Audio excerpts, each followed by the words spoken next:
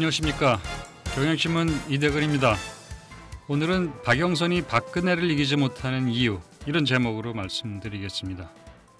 최근 야당의 역사는 한마디로 비상대책위원회라는 징검다리를 건너며 목숨을 부지해온 역사다, 이렇게 요약을 할 수도 있습니다.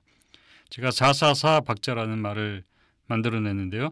4개월간 비상대책위원회 체제를 유지하고 비상대책위원회가 끝나면 새로운 지도부가 등장합니다. 그러면은 4개월 겨우 유지하다가 사퇴를 하고 다시 비대위가 구성이 돼서 4개월간 비대위 체제로 전환을 한 겁니다. 이렇게 비대위와 새로운 지도부의 악순환이 반복되는 고리를 뜻하는 겁니다. 박영선 원내대표가 당대표 직무 대행을 맡아서 비대위원회를 이끌고 있습니다. 박영선 비대위의 운명은 어떻게 될까요? 과거 문희상 비대위원회 활동을 보면은 박영선 비대위를 전망할 수 있습니다. 야당의 모든 비대위 활동과 결과는 다 똑같습니다. 비대위가 먼저 구성이 되면 비대위원장은 패배한 것에 대해서 사과를 합니다. 그리고 황골탈퇴하겠다, 이렇게 다짐을 합니다. 그리고 계파, 나이, 선수, 지역을 안배한 무난한 위원회를 구성합니다. 위원회 산하에 선거평가위원회, 당혁신 혹은 정치혁신위원회를 둡니다. 이 위원회에서는 정당 정치개혁에 관한 구상들을 쏟아냅니다. 계파를 해체하겠다, 당 조직을 일신하겠다, 새 정책 방향을 세우겠다, 공천개혁하겠다, 이런 바람직한 구상, 바람직한 정당의 상을 마음껏 펼칩니다. 그렇게 하다 보면은 비대위 활동을 마감할 시간이 다가옵니다. 이제 결산을 해야 됩니다. 이때 비대위원장이 말합니다. 나름대로 열심히 했지만 제대로 바꾼 것이 없었다, 이러면서 사과를 합니다. 그런 다음에는 새 지도부가 잘해주기 바란다, 이렇게 빈손으로 비대위를 해체합니다. 지난 대선 패배 직후 구성한 문희상 비대위도 이것과 똑같았습니다. 첫 번째, 사과를 합니다. 우리는 회초리로 맞아야 합니다. 피를 토하는 심정으로 석고대죄하겠습니다. 두 번째, 다짐을 합니다. 리모델링이 아닌 재건축 수준의 정치혁신으로 재탄생해서 100년 앞을 내다보는 수권 정당으로 만들겠습니다.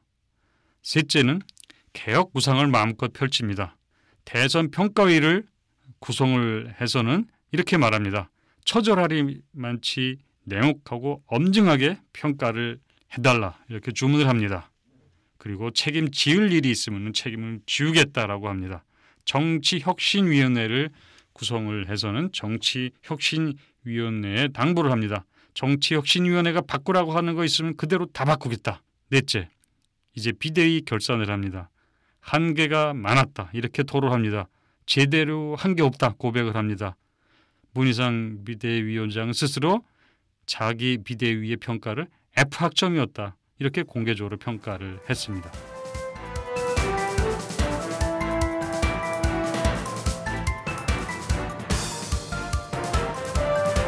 비대위 활동이 이렇다고 한다면은 박영선 비대위는 어떨까요? 지금까지 한 것을 한번 잠정적으로 정리를 해보겠습니다. 첫 번째, 역시 사과를 합니다. 절체절명의 위기를 맞았습니다. 깊이 사죄드립니다. 두 번째, 다짐을 합니다. 변화와 혁신의 화려한 거칠애가 아닌 근본에서 출발하겠습니다. 국민의 절대 공감을 받고 절대 지지를 받는 당이 되겠습니다. 낡은 과거와의 관행을 결별하겠습니다. 세 번째, 개혁 구상을 밝힙니다. 전략공천을 배제하겠습니다. 오픈 프라이머리 하겠습니다. 현재는 여기 이 단계까지 왔습니다. 물론 약간의 변화는 있습니다. 비대위원회 구성을 아직 못했는데 박영선 비대위원장은 과거와 달리 계파 안배는 좀 문제가 있다, 이런 말을 했고 외부 인사를 비대위원으로 선임을 하겠다, 이렇게 말했습니다. 그렇지만 외부 인사는 참여하려는 사람이 없어서 외부 인사 영입에는 난항을 겪고 있다고 합니다. 어쨌든 큰 방향은 기존의 비대위 전철을 그대로 따라가고 있습니다. 비대위라는 것 말 그대로 비상대책위원회라는 건데 당내에 지금 비상한 당내 분위기가 있습니까? 긴장감이 있습니까? 전혀 없습니다. 야당은 지금 맷집이 좋아져서 대선 패배에도 끄떡하지 않고 잘 넘어갔습니다. 그런데 겨우 재보선 패배에 흔들릴까 그런 느낌이 들기는 합니다. 새정치연합 지금 어떤 상황입니까? 1818년에 18살 10대 소녀가 쓴 세계 최초의 SF 소설이 있습니다. 여러분 무엇인지 알아맞힐 수 있겠습니까? 최신 과학을 반영한 SF 소설이었습니다. 바로 프랑켄슈타인이라는 소설입니다. 당시에 과학 수준이 어땠고 과학에 대한 일반인들의 인식이 어떤지를 보여주는 사례가 있습니다. 그 소설이 나온 시점과 비슷한 1806년 런던에서 있었던 일입니다. 이탈리아의 볼로냐 대학에서 해부학 교수로 있는 분이 실험을 했습니다. 6시간 전에 교수형 당한 살인자를 살려내겠다. 이런 공약을 하고 실험을 한 겁니다. 당시 언론이 떠들썩하게 요란하게 보도를 했습니다. 그 실험에 성공했다는 겁니다.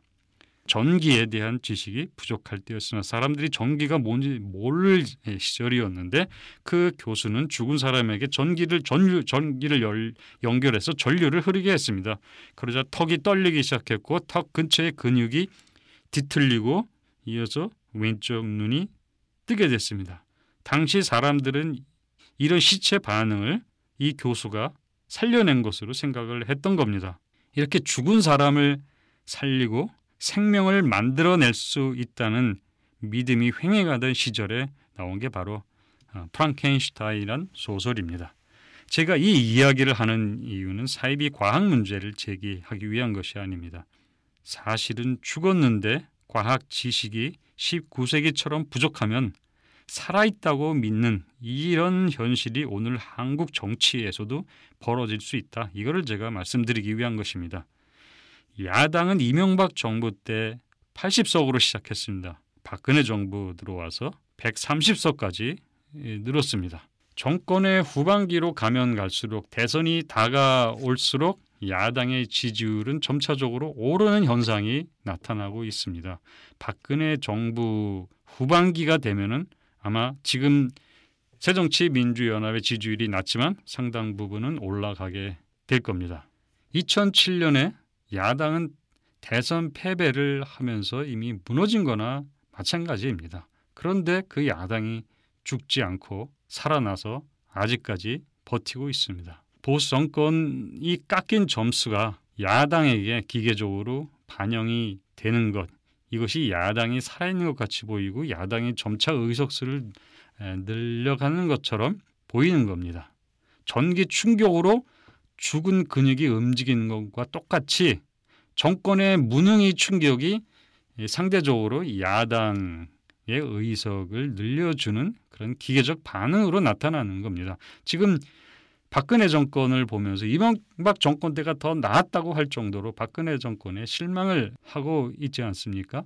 그 야당 의석의 관점에서 보면은 이명박 정권 때 80석이었다가 야당이 지금 130석으로 된 거는 바로 이명박 정권과 박근혜 정권에 대한 평가가 이렇게 변했고 그것이 야당에게 반영이 된 것이라는 것을 알 수가 있습니다. 야당이 자력갱생으로 얻은 지지율이라든지 의석수가 절대 아닌 겁니다.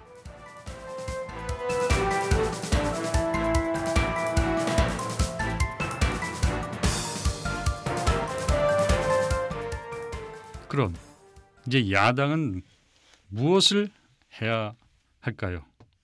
이제는 과거에 안 해보던 것, 전혀 시도해보지 않았던 것을 해봐야 됩니다.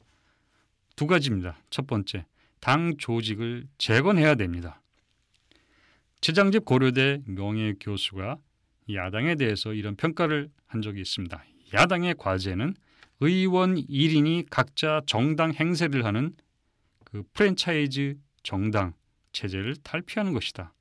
한상진 서울대 명예교수도 얼마 전에 당이라는 건 껍데기고 계파가 주인이다. 이렇게 지적을 했습니다. 소영주들이 영지를 하나씩 차지하고 있는 봉건체제의 당, 이게 야당의 실상입니다. 이걸 탈피해야 합니다.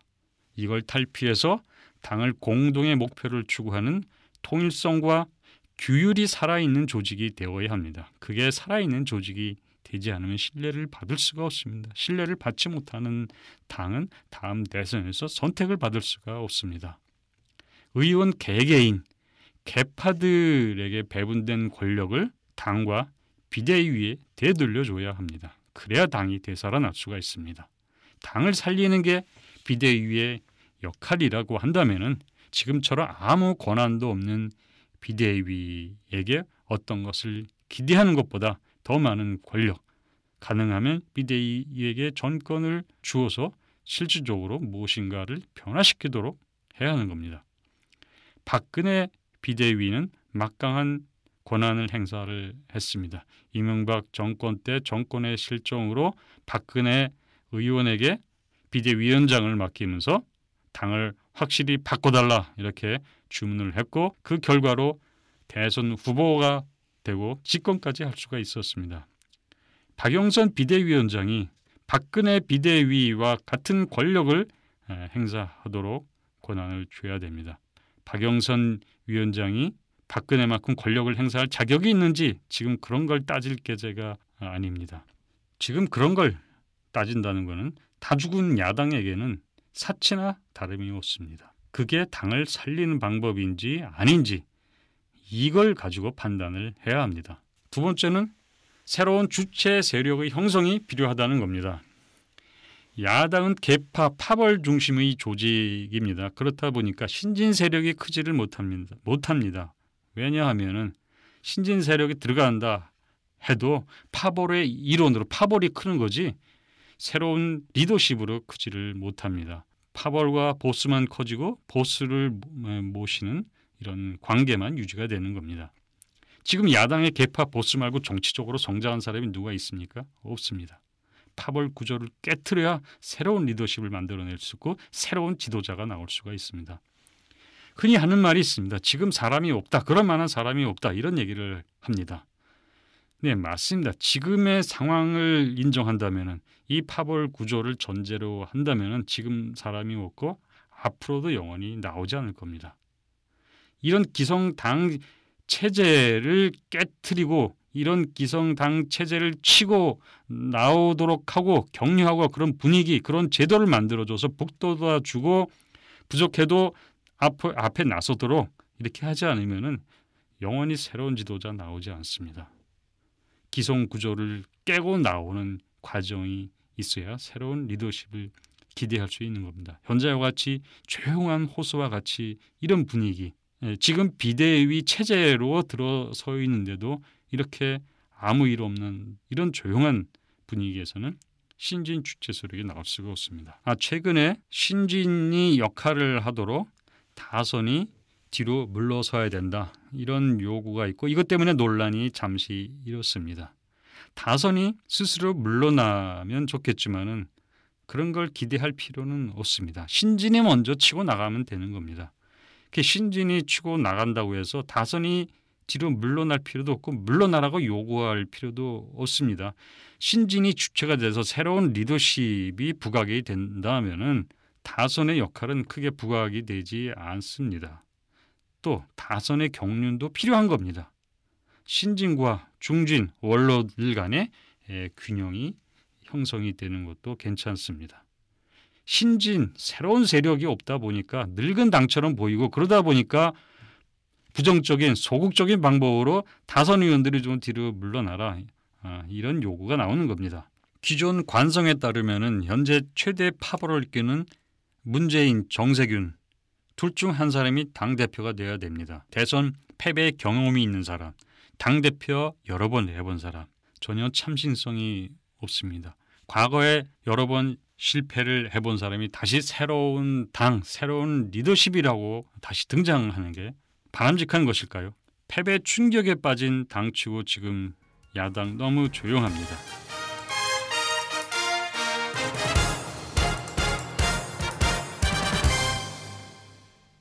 위기 때 보통 야당은 이렇게 반응합니다. 분열하면 안 된다. 이럴수록 우리가 더 뭉쳐야 된다. 이런 심리가 작동을 해서 그런 것 같습니다. 과거에 이제 위기 때 이렇게 하면서 위기를 그냥 은근슬쩍 잘 넘어갔습니다. 이렇게 상황이 심각하다면서 비상체제라고 하는데 왜 야당 또 다시 이렇게 절간처럼 조용합니까? 서로 격려하기까지 합니다. 평소에는 파벌 갈등 그렇게 잘하다가도 이런 위기 때가 오면 화해 모드로 전환합니다. 우리 파벌 그런 거 없다, 과장이다, 허구다. 요즘 이런 말들이 많이 나옵니다. 혹시 이런 파벌 구조 깰까 봐 파벌 없는 것처럼 이렇게 호도하는 그런 걸까요? 당이 정말 변화할까 봐 두려워서 그러는 걸까요? 물론 상호 격려라는 건 보기 좋은 겁니다. 그러나 망가진 당을 고치는 게 우선입니다. 과거 청산하는 거, 실패를 검증하고 당을 개혁하고 이래야 됩니다. 이러자면은 시끄러운 소리가 나올 수밖에 없습니다. 이거는 기존 질서를, 기존 잘못된 당의 질서를 바꾸고 흔드는 일이 될 수밖에 없기 때문입니다. 뭔가 깨지는 소리가 나야 되는데 왜 이런 소리 전혀 안 들립니까? 부딪히는 소리가 전혀 없습니다. 뭔가 새로 시작하겠다고 하는데 이렇게 전혀 긴장감도 없고 조용하고 평화스럽게 진행이 돼서 뭐가 될 것 같습니까? 이 분위기는 도대체 무엇을 의미하는 것입니까? 이대근이었습니다.